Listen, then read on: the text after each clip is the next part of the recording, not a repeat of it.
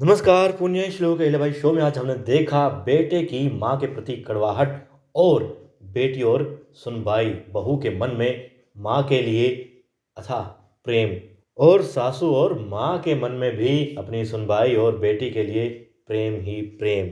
लेकिन यहाँ पर बीच में आ जाता है राज प्रेम देशभक्ति।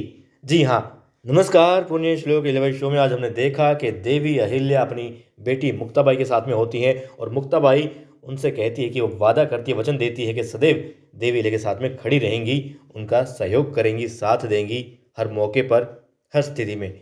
और देवी अहिल्या से कहती है कि आप भी वादा कीजिए कि आप कभी भी रोएंगी नहीं। उनके आंसू पहुँचती है और फिर कहती है हंसिए। अब देवी अहिल्या भला ऐसे में कैसे हंस सकती है?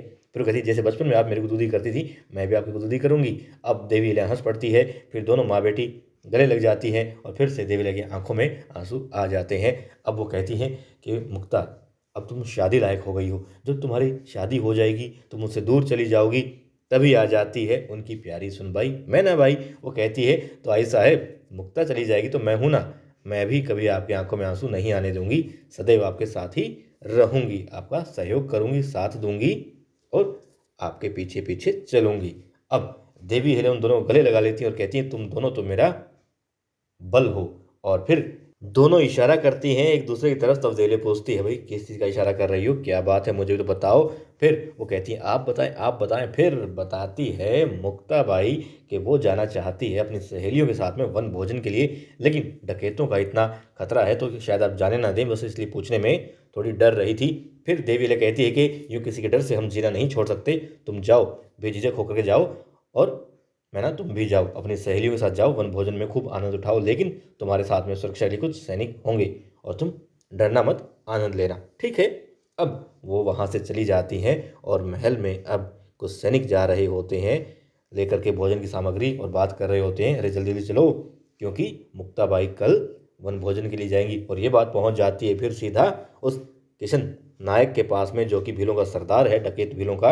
और कहता है अच्छा, मुक्ताबाई आएंगी, राजकुमारी आएंगी कल वन भोजन के लिए, और वन के तो राजा हम हैं। मूंछों को ताव देता है और फिर दिखाते हैं गांव में कुछ बच्चे खेल रहे होते हैं, महिलाएं अपना काम कर रही होती हैं, पुरुष भी अपना दैनिक कार्य कर रहे होते हैं। तभी हर घर में आकर के तीर लगते हैं, लोग डर जाते हैं, सहम जाते हैं और फिर तीर जिस तरफ से आ रहे होते हैं, कुछ लोग वहाँ से उस इंसान को पकड़ने की कोशिश करते हैं, तब वो भाग जाता है भील वहाँ से।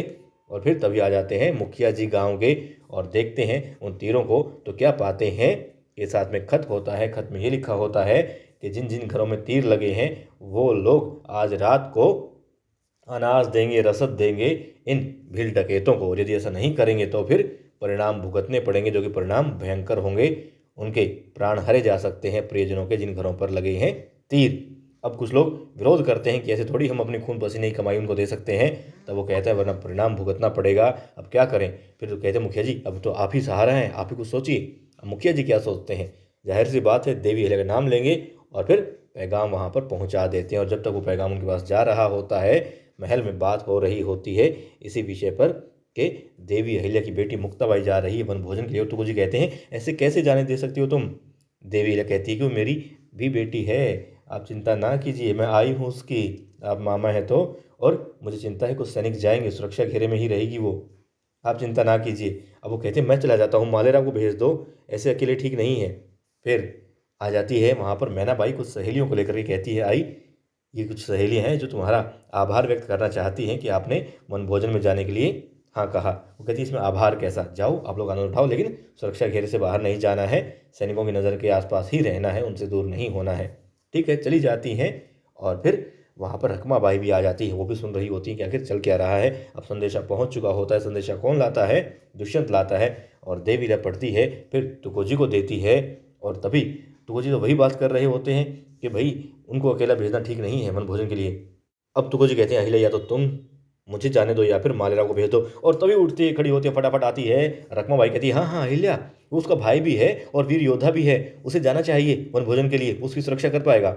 अब देवी कहती है कि नहीं, फिर समझती है कि नहीं, मौके की नज़ाकत ये है कि आराम से प्यार से बात की जाए। फिर कहती है रकमा भाई आप उन दोनों के लिए क्यों वन भोजन में जाने वाली है तो भोजन का इंतजाम कर दीजिए। और फिर तुकोजी फिर पूछते हैं बताओ अहिल्या कोई योजना है क्या। फिर वो लकोटा जो था, जो नायक ने भेजा है ग्राम वालों के पास में, और ग्राम वालों ने भेजा है देवी अहिल्या के पास में। वो देवी अहिल्या तुको जो देती है, तुको जी पढ़ते हैं और फिर कहती हैं आइए मेरे पास योजना है, चलते हैं, बात करते हैं। वहाँ से चली जाती हैं तीनों और रह जाती है रकमा, कुछ विचार कर रही है। और विचार जो भी हो, खैर वो तो काम जो जानती है वही करेगी। अब मालेराव भी अपना काम कर रहे होते हैं। वीरता दिखाने के लिए अपने साथियों के सामने एक छोटे से पहलवान के साथ लड़ते हैं। छोटा क्यों? क्योंकि मालेराव खुद इसे छोटा कह रहा होता है। लेकिन जैसे ही कुश्ती आरंभ होती है, मालेराव को ये पटकनी दे देता है, गिरा देता है, चित कर देता है। और मालेराव के दोस्त अब मालेराव पर हंसते हैं। तो ये बात अखर जाती है मालेराव को, और मालेराव अब उस पहलवान को सजा देता है। उसे कहता है तुमने गलती की है, मुझे हरा करके, चित करके, और तुमने मुझे गिराया। अब तुम एक पाँव पे खड़े हो जाओ, वरना तुम समझ जाओ तुम्हारा क्या हाल होगा। अब बेचारा एक पाँव पे खड़ा हो जाता है, हाथ ऊपर कर लेता है और वो डंडा हाथ में लेकर के होता है, उसके मारता भी है। और फिर अपने साथियों को दिखाता है कि देखा क्या हाल करता हूँ मैं किसी का, जो मुझ पर हंसता है। तो अब हंसोगे? अब फिर बेचारे कहते हैं नहीं, फिर कहते हैं हंसो। अब उस पहलवान पर हंस रहे होते हैं और दूसरे हट्टे कट्टे पहलवान भी बेचारे देख रहे होते हैं कि क्या हश्र हो रहा है पहलवानी का, और पद का किस तरीके से नाजायज़ फ़ायदा उठाया जा रहा है राजकुमार द्वारा। खैर कोई बोल नहीं सकता था, अब वो बोलता है कि राजकुमार जब गलत कर रहे हैं, ये अन्याय है। मैंने तो नियम के हिसाब से कहता, नियम जो हम करते हैं वही कानून होता है। हम राजकुमार हैं, हम हार नहीं सकते, तुम हमें कैसे हरा सकते हो। अब वो कहता है कि गलत है और मैं देवी अहिल्या से शिकायत करूँगा। अच्छा, देवी अहिल्या से शिकायत करोगे? अब उसे बुरी तरीके से वो मारता है, पीटता है और बेचारा गिर जाता है, बेसुध हो जाता है। तभी आ जाती हैं दौड़ती हुई वहाँ से जो देख रही थी। जी हाँ, कौन देख रही थी? देख तो रही थी रकमा बाई, लेकिन जब देखा गौतम भाई साहब और हरकू बाई ने दौड़ी दौड़ी आई और मालेराव को रोका। कुछ पहलवानों से कहा इस पहलवान को ले जाइए वैद्य जी के पास में, इतना घायल हो गया। फिर कहती हैं गौतम भाई साहब कि मालेराव क्या हो गया है तुम्हें, तुम तो इसे मार ही डालते यदि हम नहीं आते तो। और वो कहता है हाँ, ये देवी अहिल्या का, आई अहिल्या का ये खास है, वफादार है, उनकी तारीफ कर रहा था। वो जो हमें उत्तराधिकारी घोषित होने नहीं देना चाहती, उनकी तारीफ ही कर रहा था। उनका ईमानदार है, उनका वफादार है ये, मैं इसे नहीं छोड़ूंगा। और देवी अहिल्या सदैव मेरे खिलाफ रहती है, तो उसके पक्ष वाले भी मेरे खिलाफ ही हुए ना। अब वो वहाँ से गुस्से में चला जाता है और अब कहती हैं हरकू बाई को तुम्हारे साहेब से कि देखा मालेराव क्या कर रहा है, इसका भी कुछ करना ही होगा। तब वो कहती हैं हाँ, मैं अहिल्या से बात करूँगी, ठीक है। और रकमा मुस्कुरा रही होती है क्योंकि दरार बहुत बढ़ चुकी है और जितना गिराना चाहती थी मालेराव गिर चुका होता है।